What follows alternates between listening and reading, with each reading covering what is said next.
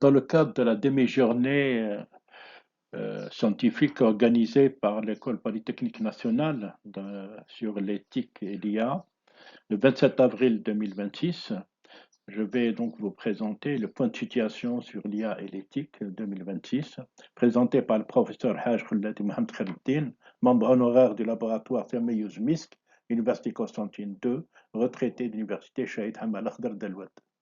Dans le cadre de la 9e vidéo, on va présenter les conclusions et les références du plan initial, ce qui représente un peu la fin de la présentation de l'IA et de l'éthique.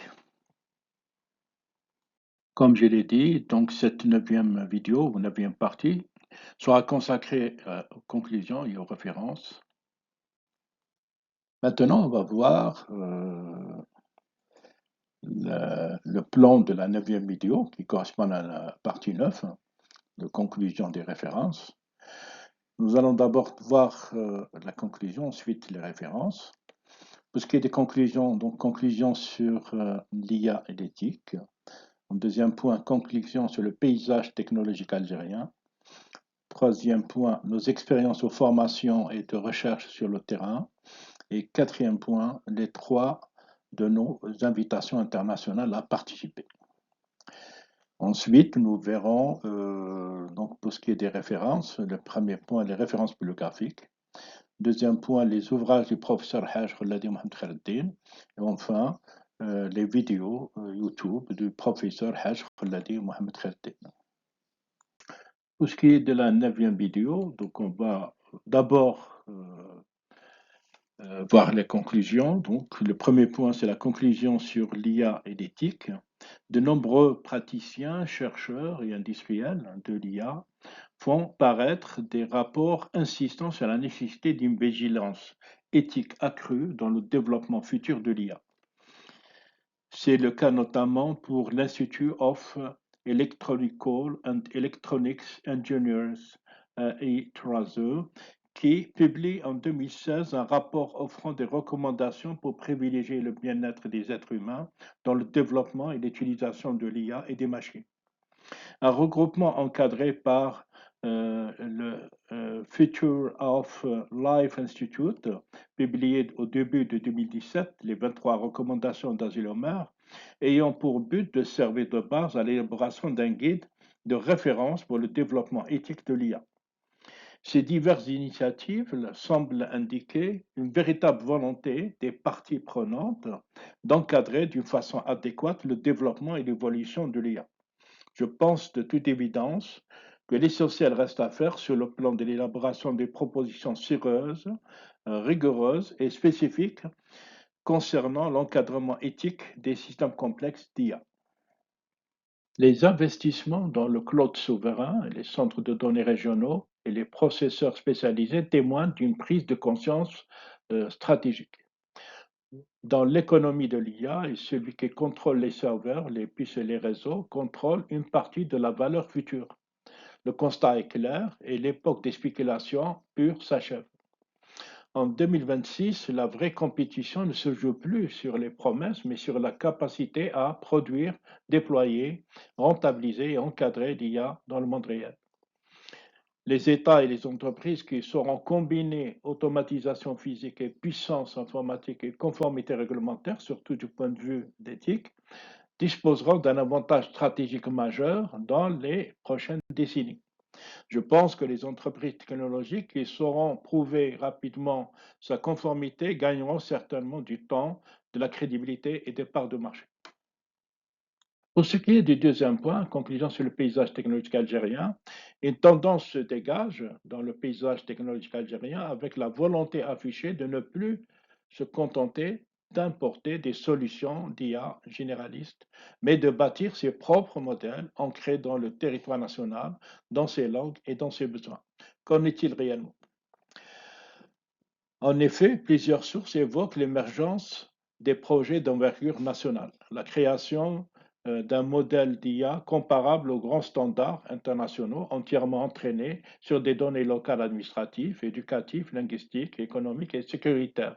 Et surtout la constitution de bases de connaissances algériennes et des centres de données, data center algériens, à Sidi Abdallah, qui devient le réacteur de l'IA et de la cybersécurité de notre pays.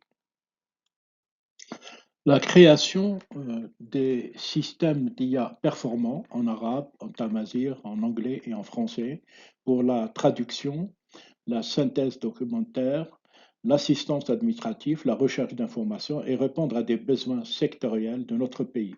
Elle s'inscrit dans une dynamique plus large de souveraineté numérique nationale. Dans le cadre d'actions de la gestion équitable du foncier industriel et pour éviter des blocages administratifs et le trafic sur le foncier industriel, notre pays cherche à mettre à la disposition des investisseurs nationaux et étrangers une plateforme dotée d'IA pour l'acquisition du foncier et pour l'implantation des zones industrielles et surtout accélérer le processus. Déjà, le génie des jeunes lycéens algériens a une nouvelle fois brillé sur la scène continentale lors des Olympiades africaines d'IA à OAI 2026, qui se sont déroulées du 11 au 12 avril 2026 à Tunis, devant 32 équipes venues de tout le continent africain. Ils ont eu 2 médailles d'or et 2 médailles d'argent. Et médaille ne vaut que si elle est suivie d'actes.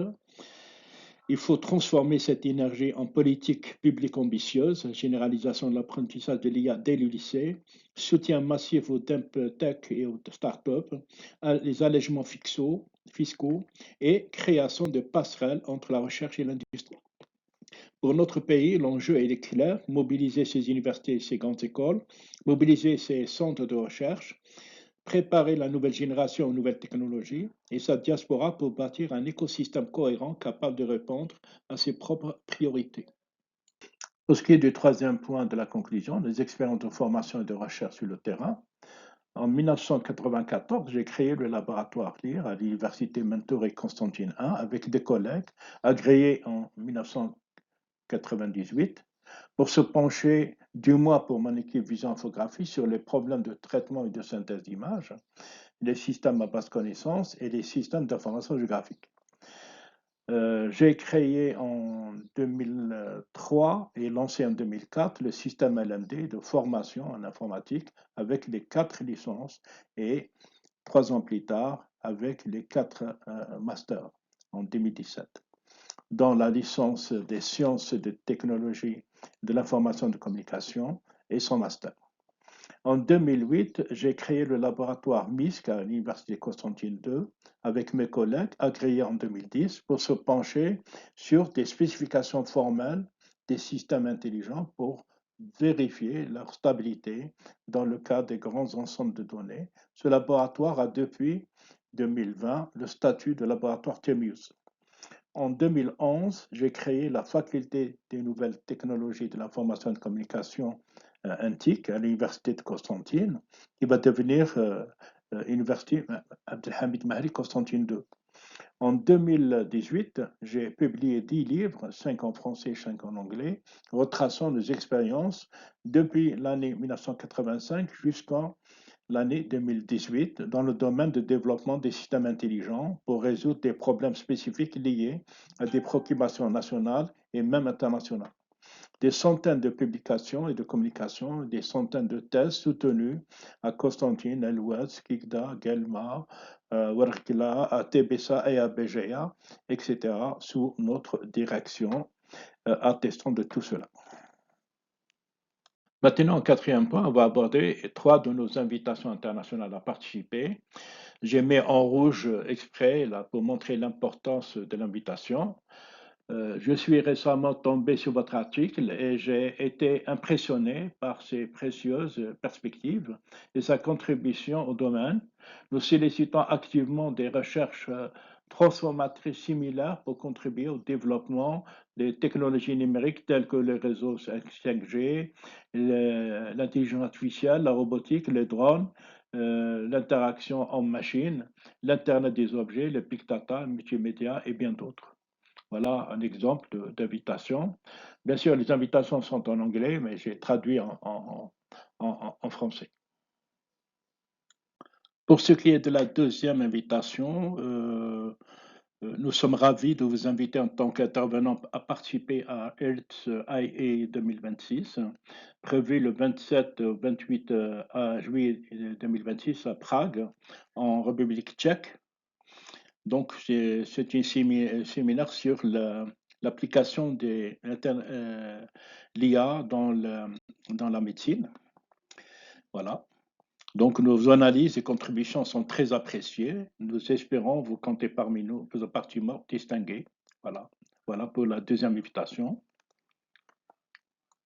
Voilà donc la troisième que j'ai sélectionnée. Donc, nous sommes honorés de vous inviter à participer en tant qu'orateur distingué à l'International Meet and Expo on Robotic Artificial Intelligence and Machine Learning, prévu de 22-24 février 2027 à Francfort, en Allemagne, etc. Nous sommes enthousiastes quant au potentiel de votre implication, apprécions grandement les points de vue que vous partageriez avec notre public. Nous sommes hâte de vous accueillir en Allemagne et de faire de votre participation un moment fort de l'événement. Voilà donc les trois invitations, il y en a plusieurs, même de Japon, il y a de la Corée du Sud, de la Chine, de l'Inde, etc. Maintenant, on va voir les différentes références bibliographiques sur lesquelles nous avons fait l'ensemble de nos vidéos et exposés sur l'IA et l'éthique. La même chose, donc toujours c'est les références hein, bibliographiques, toujours des références bibliographiques, euh, toujours les références bibliographiques, toujours hein, dans le domaine. Ici, la couverture de mes 10 ouvrages sur les systèmes complexes. GRIMACO, c'est le système à base de connaissances que j'ai créé à Lyon. Les traitements des données multidimensionnels, les systèmes organisationnels et informationnels, les systèmes complexes en anglais, etc. Ici, les différentes vidéos dans mon YouTube. Il suffit de mettre Ladi uniquement sur YouTube, vous aurez voilà, toutes les informations concernant les différents systèmes complexes, raisonnement décision, système d'exploitation en temps réel, etc. l'IA, ChatGPT, etc. Voilà, merci pour votre attention. Fin de la vidéo 9, la partie 9, conclusion référence, et bien sûr, fin de toutes les vidéos concernant cette problématique.